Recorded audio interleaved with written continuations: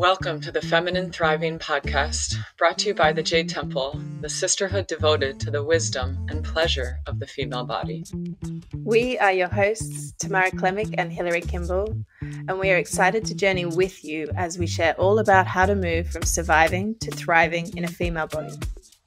Thriving for us means you feel a sense of safety in your own body, that you are dripping with sensuality and aliveness, that you're experiencing pleasure and orgasms that connect you to your own divinity, and you feel confident, powerful, and abundant walking this planet with a badass community of sisters by your side. Oh, and we welcome the mess, the mud, the chaos, and embrace all that it is to be a woman. There will be solo episodes, episodes with both of us, and episodes with other smart, wise, funny, and sexy women, and maybe even men, to share their embodied wisdom with us. We acknowledge our sharing on this podcast comes from the experiences and viewpoints of us, two white, middle-class, cisgendered women. If we ever say anything that causes harm to you or your experience on the planet, please share with us so that we can continue to grow, learn, and bring new perspectives also to this space. So, without further ado, let's drop into today's juicy episode. Hello. Hi. Hi everyone, welcome back to the Feminine Thriving Podcast. I am here with Abigail Lev. Hi everyone. She is a amazing, incredible sexuality educator, feminine embodiment coach, couples therapist, and facilitator. She's a sister here on the island, and an Israeli sister is my tribe. And I'm really, really happy to have you here. I'm also really happy to be here. Thank you for sitting here and having this conversation. Yeah, and actually Abigail and I, we just went through a beautiful Yoni Initiation Retreat. Abigail was assisting me and bringing her gifts and medicine to the whole retreat, which was... It was amazing. Yeah, super beautiful. Yeah, it's interesting also that we do such similar work, in different places in the world. And when you can connect with a sister that does similar work to you, you know that like learning from each other is always incredible for me. Totally. Yeah. And it's beautiful because like we all deliver the medicine in slightly different ways. We have a different life experience. We come from different places. We've done different studies, different trainings. So even if we're like coming to the similar field, we have different things that we offer. And yeah. And I love to be inspired and Me too. Thank you. Is there anything else you want to add about you and your work before we crack into? I'll just say that it's beautiful just to be here because I'm also manifesting creating more content in English. I'll say that I'm really Israeli and I work a lot in Hebrew, and I'm slowly maneuvering to working and meeting women from all over the world. So for me, it's like manifesting even just talking to you here and creating that together. So that's also really beautiful for me. Yeah, thank you for being here. I always start this podcast when I have a guest with a question. Mm-hmm. What is feminine thriving to you? Yeah, so it's a great question. It's one of my favorites actually to talk about.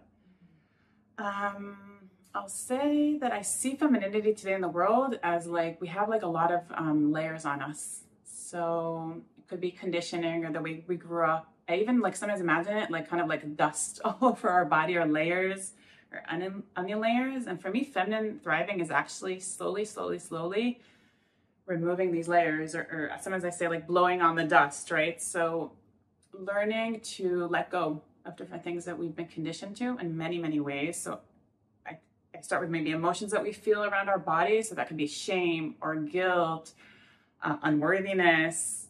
I worked with that a lot with a client this morning. And really letting go of all this conditioning and what it is to be a woman in this world, what is sexuality, what it is to be in a woman's body. So for me, feminine thriving is to be, first of all, connected to our body. That means many things. So that can be knowing your cycle, what it is, and really following your cycle. So that's one thing of being connected to our body. The other one is feeling emotions or feeling our body, feeling the sensations in our body, which many of us don't because we've been conditioned to, I call it this beautiful box up here, that for many, many years we've been put in schools to be conditioned to just listen to our brains, and we don't listen. We don't go down. I call it going down the elevator, listening to our bodies. So that's being more embodied, and then taking care of our body. So for me, also feminine thriving is even going to the doctor and understanding that he doesn't know better than me about my body. So for me, even using Western medicine as just, you know, like this quick fix is not feminine thriving. Feminine thriving is, my body, there's some pain, there's something that I'm going through. Oh, my body's talking to me. So this has obviously endless amount of aspects. For me, feminine thriving is knowing that I know how to give birth, and my body knows how to do it naturally. So it is this deep, deep connection to ourselves, to our bodies, to our femininity, which maybe we can get into that, what that means. And maybe walking like empowered. That's what I would say, like in the end, the essence is. So walking true to myself, true to who I am, not being conditioned by what other people expect from me. And then having this empowerment that's actually like a felt sense, I think. So many things. Yummy. Yes. Totally agree. And I guess, you know, when you talk about these things, like, I guess being in tune with your cycle and also knowing your inner wisdom, like really feeling that you have this ultimate wisdom about your own body and empowerment, like obviously there are many like keys in there, but was there a moment where like this really started to unlock for you? Was there some moment in your life or your learning or your education where it was like, okay, like a really key moment? Yeah, there are a few, because obviously like with my cycle there was a moment, and then there was a moment with my sexuality. But maybe I'll talk more about actually my sexuality, because I didn't say that enough, like on the feminine thriving, but it's obviously also for me being a free sexual sovereign being and understanding that sexuality is a beautiful thing. It's our life force energy, and it's really learning how to have more sacred sexuality. So in our culture, sexuality is also a lot demonized, and it's this animalistic thing, or it's very, very, very technical, obviously what we see on porn. And what happened to me in my personal life was, in my spiritual journey, I think about 7 years ago, I first went to like more sexual workshops, and actually remember like the first one I was in, one of the first in Israel, I saw women around me that were like the helpers or the assistants, and I looked at them and I'm like, wow, they feel really comfortable in their bodies. Like I could see it somatically. I was like, I'm so nervous and like anxious, and I just saw them. I was like, that's possible for me. Like something about also, like this can maybe take away for whoever listens to us. Sometimes for me, it helps to see people who are maybe embodying the thing I want, and realizing like kind of taking, not taking the energy, being inspired by their actual embodiment and their energy, and actually like letting it go into my body. I don't know if I'm explaining it well enough, but seeing, she has it. Oh, I can do it too. And kind of learning from her groundness, from, you know, whatever that woman's energy is, and really learning, okay, that's possible for me. And then seeing also women that were free in their sexuality. So, you know, looking around the space and just seeing women feeling really safe and comfortable. And I think that there was a moment there that I was like, okay, wow, like that, I want that, and I know I can also slowly get there. And actually the transformation at that point was really quick in my own body, like in terms of really feeling safe and feeling like I can be that sexual woman. And obviously there's still a lot to go, but I think that year, I'm not like 2017, 2018 was a big shift in my life. Yeah, I completely relate. And there is, you know, actually as human beings, we actually do learn through transmission of other human beings from when we're babies. You know, this is actually how we learn to like even like eat and walk and talk and all of these things. It's limbic resonance is part of it, and this is how we actually learn. So this is actual body wisdom. It's not something that we intellectualize in the mind, but the body just starts to like regulate or learn and absorb in these ways. It's like possible, yeah. And I think that it's if there's anything that you want in your life, you can really find, like I do this with clients sometimes, I'm like, look around, like, do you know a woman around you, for example, that feels sexually free? Look at her body language, look at her embodiment, look how she walks the world, and really you can get inspired from that, or really that limbic resonance that you can feel. Yeah, exactly. And it is why one of the things about going to these spaces or going to workshops, you know, that for us as holders of these spaces, like one of the most important things for us is to embody what we're teaching.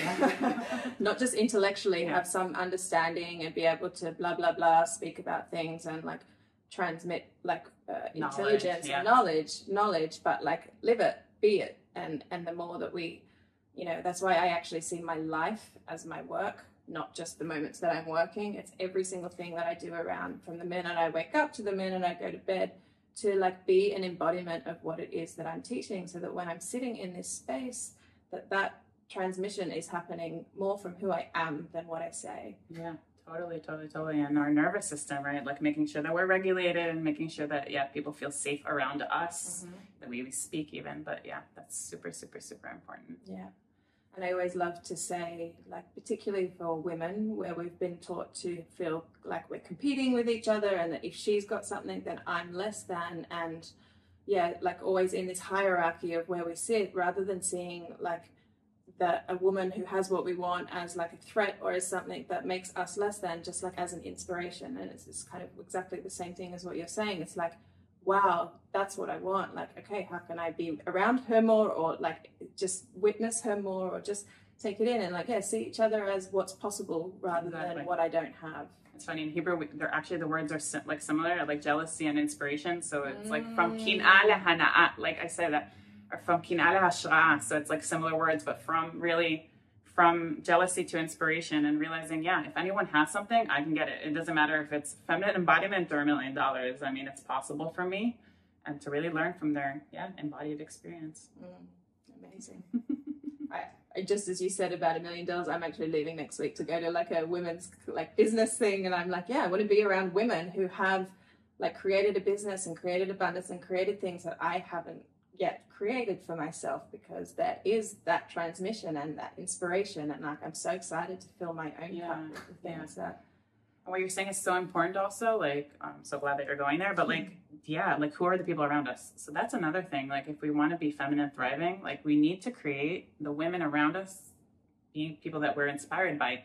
So I also remember my transition, the year I was talking about, was also having people around me that actually had successful businesses that were also spiritual people. So for me, it was important to have that connection, so you can actually be a very spiritual and connected person, but still make money, which is like, I think maybe a new thing in the world. I'm not sure, but like meeting those kind of people. And by the way, the work I did on my embodiment, my empowerment, actually that year, I really created my business, and I had that like really going out into the world. So for me, those are super connected.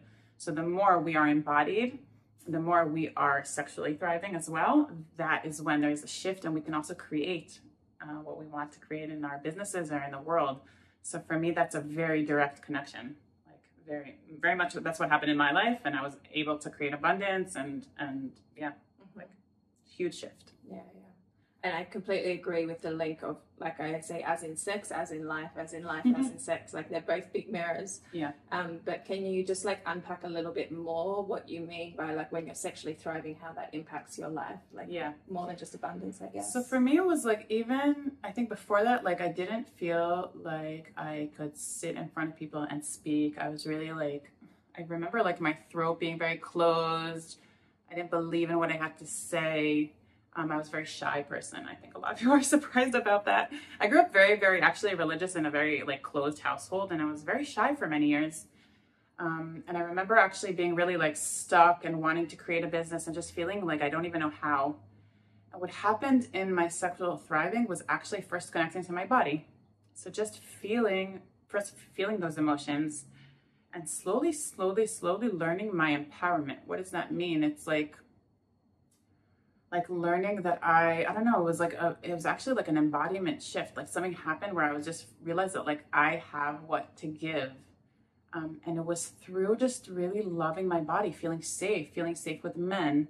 Like it's hard for me also because I feel like in some ways these things are, it's hard to put like a nail on it, because it's just like these changes that are so organic, but something around being free, just being free in my sexuality, not being so conditioned, allowed me to say, like I have what to give. I want to, create this business. And it was a long process, I would say, until like some kind of big shift happened. And I was like, okay. It was super scary in the beginning, by the way. I started teaching actually like female ejaculation, which is pretty out there. So it's super scary to make that shift, especially someone who comes from a very religious background.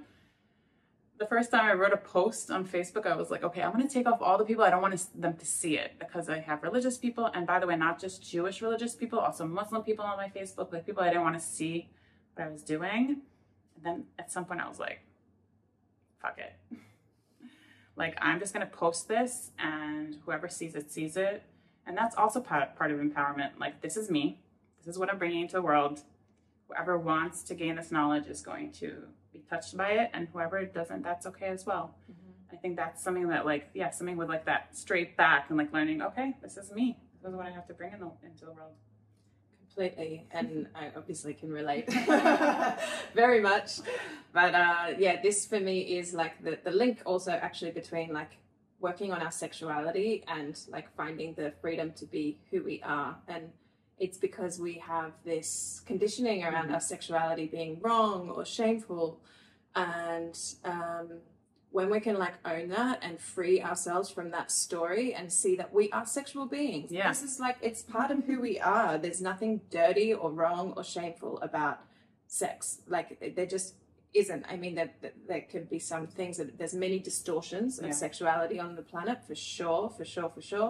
And that's actually connected to this distortion of how we view sexuality.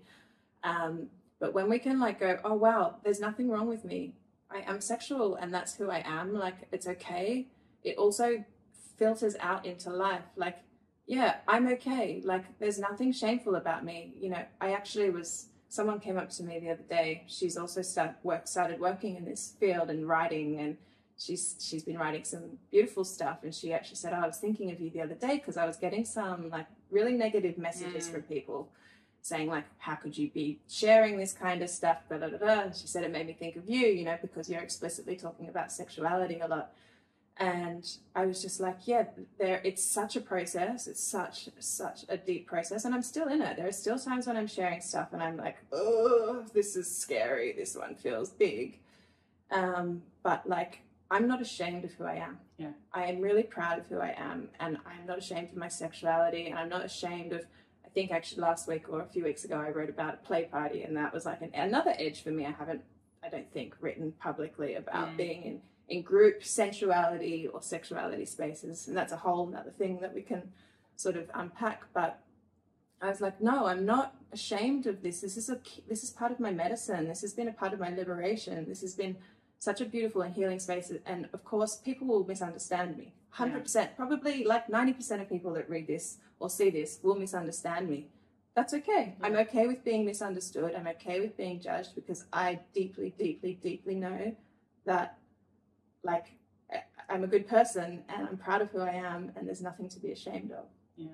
That's beautiful. And I feel also so lucky that we actually live in a space and time that we can be free, because women in the history couldn't, and still today in a lot of places in the world. And I feel like this healing that we're doing is not just for us, it's like for all the women who aren't free.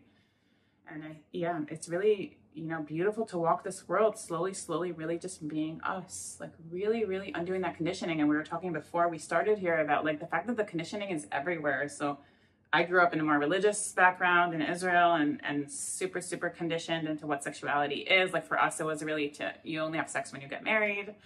And actually, it's really interesting in my story, because I always say that my family was actually very sexual.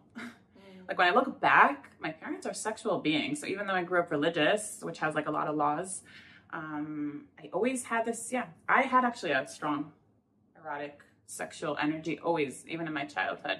And it's always interesting for me, like to put that kind of child in that kind of environment and then see what happens. And I grew up also with a lot of distortions. Like there was a lot of people, unfortunately also, men around me really using sexuality in the wrong way. And I think that for me, this liberation was huge because of where I grew up. And it was you can imagine it was a very, very, very long process. And I'm sure that you were conditioned, like living in a more free. I was also in a religious childhood. Oh, yeah? Religion, Christian. Yeah.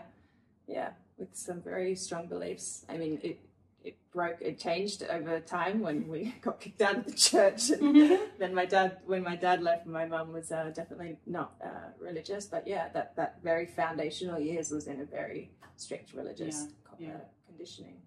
And I feel like in some ways our society wants us to be small, it's not a human that has but this conditioning is in order for us to stay small, to stay not empowered. I think it's easier to control humans when they're like this, and to actually uncondition ourselves is really pushing against a lot of norms in our society.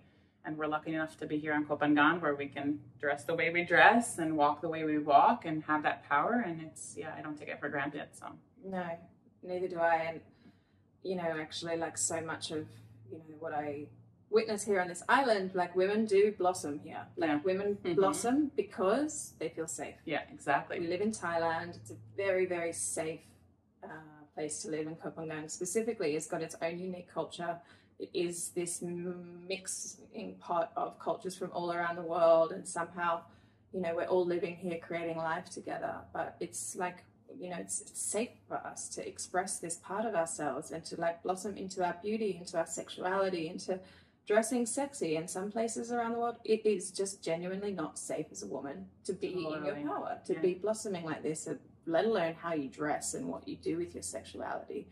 So and we, often say in our workshops, in my workshops, retreats, whatever, it's like, we don't do this for ourselves. This isn't just a path of selfish, like, I just want to be a sexual woman and I'm going to be free and powerful and, like, it doesn't matter about anyone else. We do this for every woman on the planet that can't, and it does ripple out.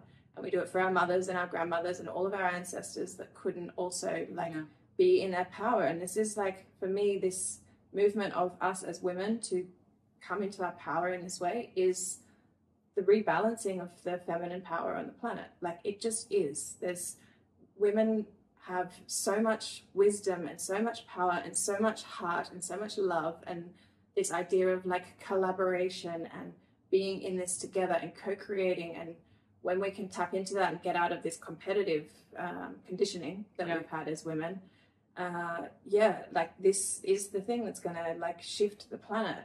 And it's not a selfish path. Not for most women that are doing this work, it's not a selfish path at all, even though from the outside many people would judge it as that. It's actually the complete opposite. It's for us first and foremost, but also for the collective.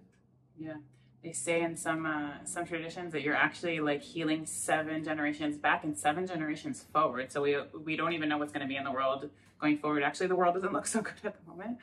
But that the healing work we do is always not just healing us. And that's really profound to understand. Thank you so much for being here with us and listening to this podcast. It really means so much to us that you're here and spending your time with us. And we are so passionate about bringing incredibly helpful and inspiring content directly to you through this podcast. And as a thank you, we would love to offer you a discount to our online membership, The Sisterhood. This is a space where we are a community of women coming together to reclaim our pleasure, reclaim our bodies, and reclaim our wholeness as women. And we have a beautiful community of women where we are offering daily drops of super short 5-minute, 10-minute practices and journal prompts. We have 5 classes per month, and we have a beautiful community of women sharing and supporting each other as we journey through this experience of being a woman, being in a female body on the planet. So as a thank you to you, you can get 20% off this membership by adding in the code THRIVING as you check out on the Sisterhood website. So that is www.thejadetemple.com/the-sisterhood. We'll have the link in the show notes below. But you can enjoy your juicy 20% offer by using the code THRIVING. Hope to see you in there.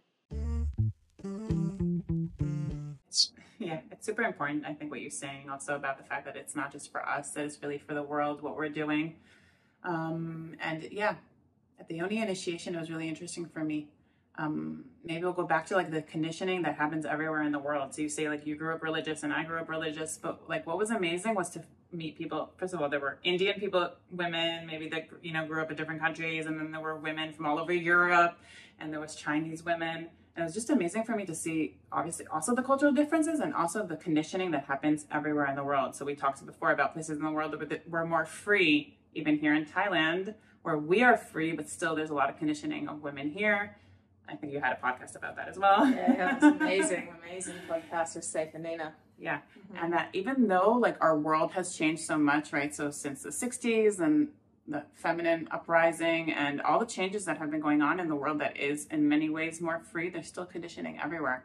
And it was so amazing for me to listen to the women everywhere, like the fact that even you had a group that had women from everywhere in the world, and every woman with their story, and just realizing like in some ways we are different cultures. Like there are cultures that are much more tough, you know, Chinese cultures, and then, but anyway, we all had that like conditioning and that history of really the masculine taking over, and the fact that we're not connected to our bodies, and obviously all of the sexual horrible things that have happened in our history. So yeah, it's mind-blowing to do this work on like a global level. Yeah. It's actually one of the things that I really love about what we do here on Kupangang and the Jade Temple in general. You know, is like a truly, truly global community of women. We have women from all over the world and all of these different cultures. And yeah, like exactly as you said, it's like we have different cultures, and then there are so many similarities of what's going on underneath from those. And then you imagine all these women going back to their countries and their families, and like I always imagine like they're emanating, right? So we talked in the beginning about the nervous system. So they don't even have to be different women. Like you can still walk in your family or in your life, but something about your nervous system is more grounded, maybe more alive. Maybe you have like more tools. And then like I really, I imagine this emanation going around to like your family, to your loved ones. And I always say that like working on feminine embodiment and sexuality, you become a better mom. You become a better spouse. Your business becomes more successful. So it has like the ripple effects are huge. And for me, it's like, in some ways, like really every woman is invited to do this work, because the effect on our lives is so profound on so many levels. Like it's endless. Yeah, I love this. And yeah, that's why I always say that like if we can do work on ourselves, it's like it's for everyone. Like I know for a fact the way I show up in my relationships with my family is 1,000 times better than it was before I started to do this work. You know, that I can like have so much space for them as well. It's like as we accept ourselves more, we also accept others more, right? So there is this like, yeah, it's so beautiful. Yummy. Totally. I mean, it's still, you always say like, yeah, if you think you're spiritually finished your work, go home. Like I still have hardships probably with with the family, but yeah, just it's interesting, right? Because like I've been doing this work for so many years, like I forget what I used to be like. But just having like that safety in the body, maybe we can even go into the safety, because like I feel like also in our workshops, like that's the number one thing. So we said like, yeah, we brought Kopangan, but not everyone feels safe where they live. Maybe that's listening to us. And really like cultivating the safety in our bodies. I feel like maybe that's like the number one tool that we teach in general in our workshops. And in general, I feel is like the number one thing that really creates that sexual or feminine thriving is safety. 100%. Yeah. And it's the basis of everything. It's the basis of like how we walk the world. It's the basis of pleasure. It's the basis of, all of this work. And even if we are somewhere that's unsafe, our environment or our relationships are unsafe, if we cultivate this inner sense of safety, and we have many, many tools and so many things that we can do to really build a sense of safety within ourselves, it can make us feel safer and be safer. This is the other thing as well. Like there's, we talk about like 3 layers of safety. There's internal safety, environmental, external safety, and relational safety. But this like connection to ourselves and our intuition and our wisdom and our bodies, helps us feel internally safe, but it also makes us externally much, much safer when we are attuned to the signals that are going on in our body that are firing off all the time, that we've shut down and we're ignoring. It's like, it's literally, we are animals that we have, if you actually like even stare at the back of someone's neck for long enough, they'll turn around, right? Like it's like this thing that instincts are in our body, and we can fine tune and become more and more subtle with what we can feel. It's almost, look at a cat when there's something happens with the head. It's like everything in every animal when we look at nature, and it's in us. We've just disconnected from it. So a lot of this embodiment work is about cultivating safety within, but it helps us be safer everywhere we go, even when we're in environments that are less safe than our sweet little life on Copenhagen. Exactly. And I feel like that's like number one, if like the tools that, to learn sexuality is really to cultivate that inner safety and that inner wisdom of really, really, really listening to ourselves. And I already have, like, I'm able to say, you know, like even with a friend, like, I don't feel safe right now. Like, I don't feel safe. That's why I am reacting the way I am. That's why I'm tense at the moment. And also having that like self-love. Okay, I don't feel safe. This is why I'm acting this way. Because like our nervous systems just react, right? So it's not even something that it can be very automatic.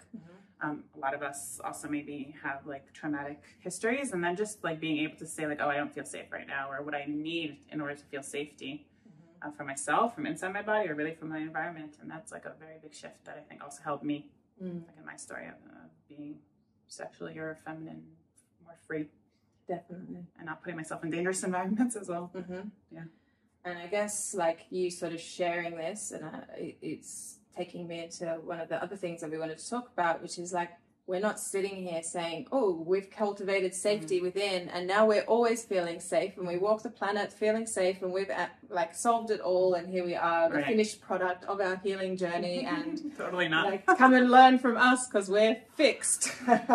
Like, we are working with this stuff all day, every day, and there are moments where we feel unsafe. There are moments we feel unsexy. There are moments we are overriding our systems. There are moments where we feel not enough. That like all of it, it comes up, and it's like this continuous path. We're like continually working and cultivating all of these things, and it's never done. Like it's not. And look, like for me, it's relational. So like, I don't know, you have maybe a similar story. I don't know how much you want to get into it, but like for me, I'm going to be 39 next week. And I have a very hard time creating like a safe, healthy relationship with a man, which is something that I really want. And like, I know that there's so much trauma work still to work on. So like for me, it's endless. I know that like, it's a journey for myself, and probably for anyone listening, and probably for you, it's like a lifelong journey, and there's nowhere to get to. Like, I don't feel like there's a point.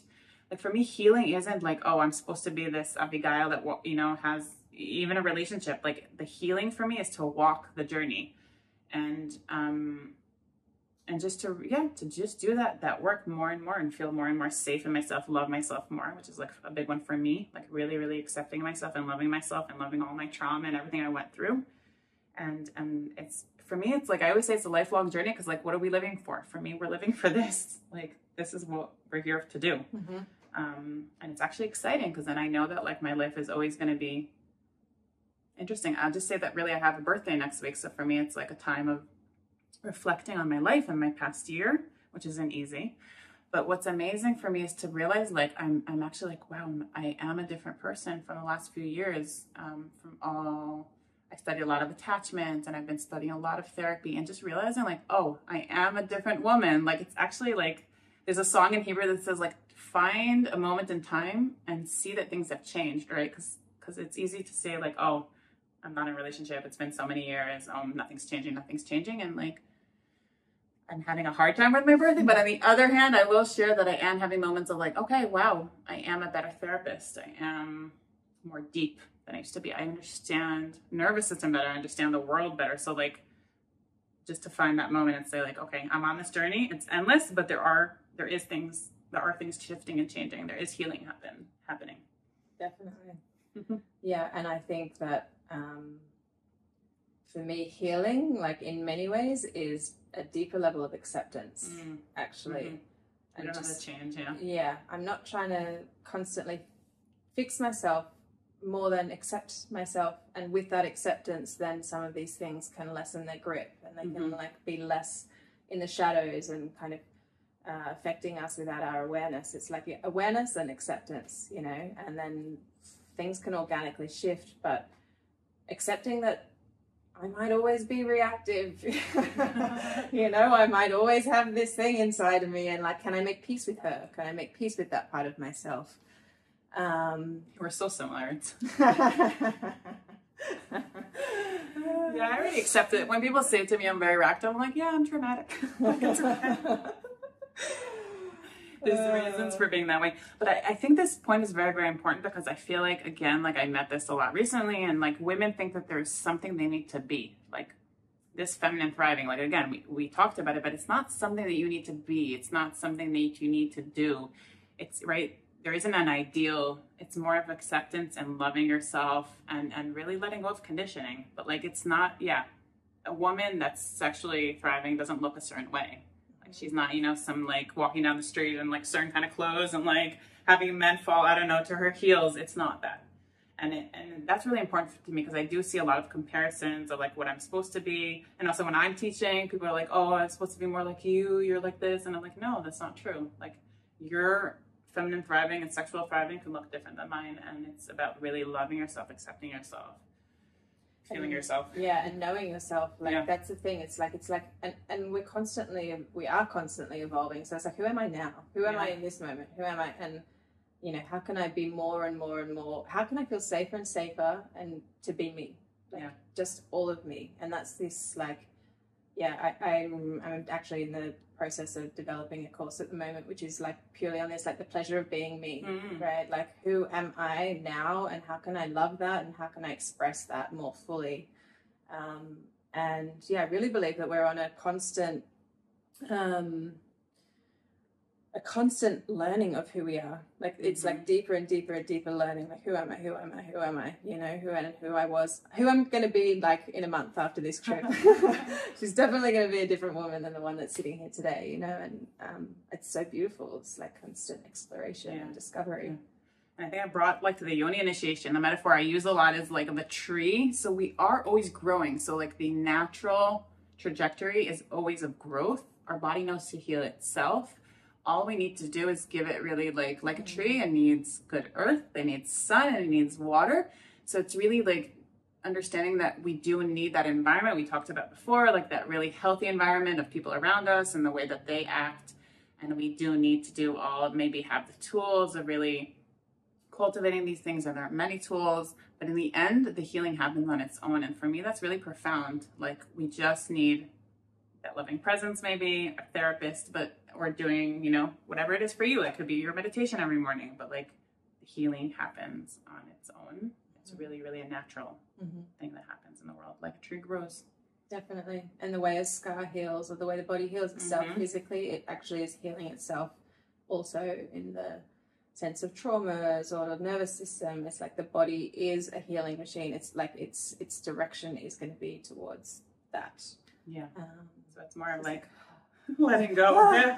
Okay. No, but it's more of just giving it the space to do what it needs to do. Yeah. And our body and our world isn't so healthy. I'll just say, like, a lot, you know, the world is conditioning us in many ways, like what we eat and watching TV all day and the people around us and all of that. And obviously watching the news. So all of that is coming into our system and not helping us heal. And it's more and more and more cultivating the environment and the things we do in a day-to-day life that can help us. Beautiful. So I guess I'm just curious if there's let me feel into where we can go.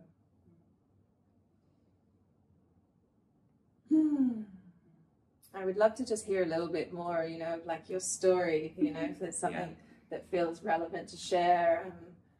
Like you talked about the sort of like pivotal year of being in spaces like seeing women, but is there like anything either from like the before or another kind of key moment where there was a big shift for you, or a big insight, or a big realization that you feel would be? There is maybe I'll just say that there was many years where I felt very frustrated because I knew that I was already like ready to make the shift and ready to create a business. And I was working actually in really amazing things. Like, I was working in Nepal and I was doing social justice work. And there was something inside of me that always felt like really not at ease. And I was working there. And then I worked on a farm and made like $8 an hour for quite a while. And this is already like, I'm pretty old by now. And like, I have 3 degrees from the university. And I was really, really stuck. And at some point, actually, my landlord came to me and he told me that I also have to leave my house. And I had like no money in the bank. Like, even in Israel, you can actually go into what's called a minus. So I had like negative a lot of money in the bank. And he's like, you can't live here anymore. And I just decided to actually take my car and go around Israel. And my first stop was a kibbutz in southern Israel, where I had been before. And I had told the women there, I'm like, oh, I started like learning a lot about like leading women's circles, and I'm studying it like to possibly facilitate. And they're like, oh, do it here for free. And I did a few. And that's when something really big shifted, because I realized like my knowledge walks with me, and I have internal wisdom and knowledge. And that summer, this is actually the summer of 2019, before COVID, all I did was drive my car around Israel. I wrote on Facebook, like, I'm going to Tel Aviv. I'm going to this little place in the Galilee, like, come for a circle. And it was actually around female ejaculation. So that was pretty out there, but like something big shifted in that summer. The fact that I actually didn't have a house and I was totally free. I was a nomad, and yeah, that shifted everything in terms of just being, it was actually really easy to create these little women's circles. Women came, and very easily, like, I was able to also like be okay with, the facilitation wasn't that great in the beginning, and it changed really fast because I did these all summer. And that freedom of like, oh, this knowledge, this wisdom is inside of me. People want to hear it. And that was a huge, huge, huge shift. And actually during COVID, I made the most amount of money in my life. So it was like big, it happened right before. And yeah, something, and I always, like, people ask me what happened there. And I think it's also like, I do say that the fruit, at some point, like it just happens. Like the fruit ripens. And also what shifted there was, people believing in me. And I think the crazy frustration that I had for years of like, oh, I have to do this, I have to do this, I have to do this. I will say I did go study things. So I did have the knowledge base. And it was I'll just also say it was very scary in the beginning. And I know how scary it is to do these shifts, to come for the first time to a workshop, to come for the first time to a retreat. I remember the tremendous amount of fear, because I don't have it anymore. So it's good for me to remember how scary it was. I talked about that first post that I wrote. I was terrified. People might throw rocks at me down the street. And I just have to say that for me, like always, people have been reacting, people who know me, like the people, what we said, like people just reacting to you online. I don't care about those anymore. People who love me and appreciate me, and even the religious people actually write to me sometimes. They're like, we read what you write. We never react because we're religious, but just so you know. And like, just to say that our effect is so strong, we don't even know. Like, I write a post, you don't know who's reading it. That's what's amazing about this world. Like, I don't know if I'm getting to this, like, I don't know, a Muslim woman living somewhere who's reading my post and like knows about things, and the ripple effect is huge. So I don't know. I hope I answered your question about like that shift of like driving around my car. Amazing. Yes, super brave, and yeah, I love it. And it's kind of reminding me of my own desire right now to go on the road and be free and not know where I'm going. And yeah, I still have that, but also like my next, and maybe like I can say it now because like that's my next manifestation, is really to teach everywhere in the world to be that free, and to say like, I'm coming to Greece, women come listen to me. And now it's interesting because I'm before this another shift, and it's as hard as the last one, like creating my business, and now there's another like growth that wants to happen, and I'm still having those like, I guess like those before birth, there's a lot of pain, and just believing that like this can happen, like that big manifestation of just creating this bigger and bigger. So next level, next expansion, next growth edge. The nervous system needs to learn something new every time. So I'm just saying, like, because we mentioned the fact that we like, it's not like we have solved everything yet. Both of us have businesses and they're doing pretty well, but I want more. And like that shift is hard for me, for both of us. And it's like, okay, this is endless, but it's an amazing journey to be on. Yeah, amazing. Amazing. It feels like that's a pretty yummy time to sort of wrap up. I guess my final question, let's see, is just like, is there anything else that you would love to just end with, to share, to express from your heart, your pussy, to the women who might be listening, or men, if there's any men listening to Feminine Thriving Podcast, you're welcome. So just to say that if I can make the shift and you can make the shift, everyone can. I believe in you, whoever is listening, men and women.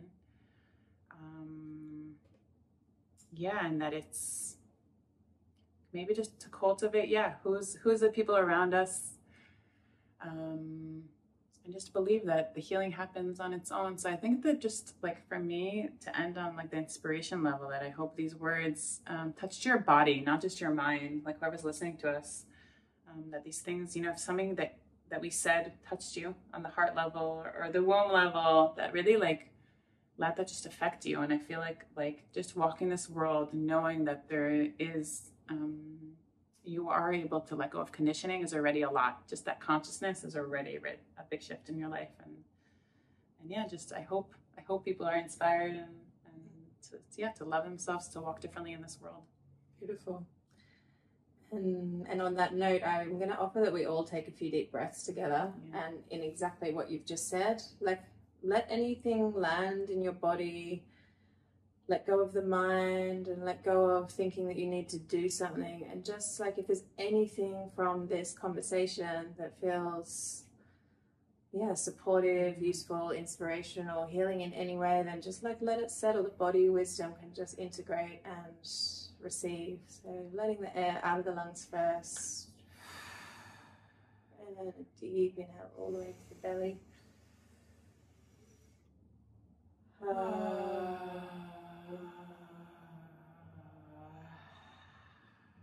Let's do 2 more.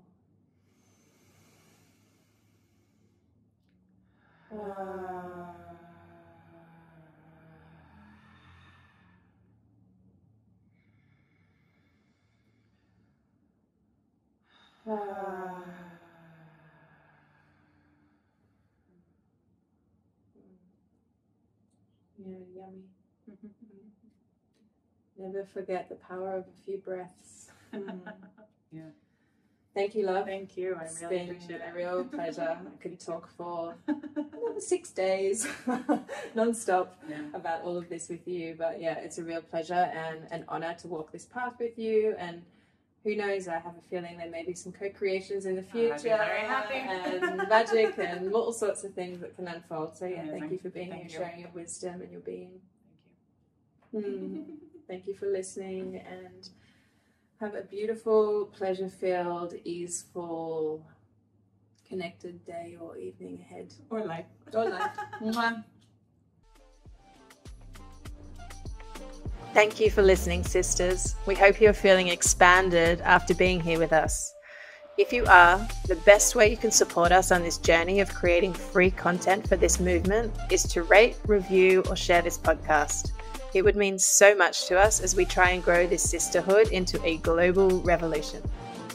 And if you want to hear all of our latest news, get free practices and tips, and learn about our offerings, sign up for our juicy emails at thejadetemple.com.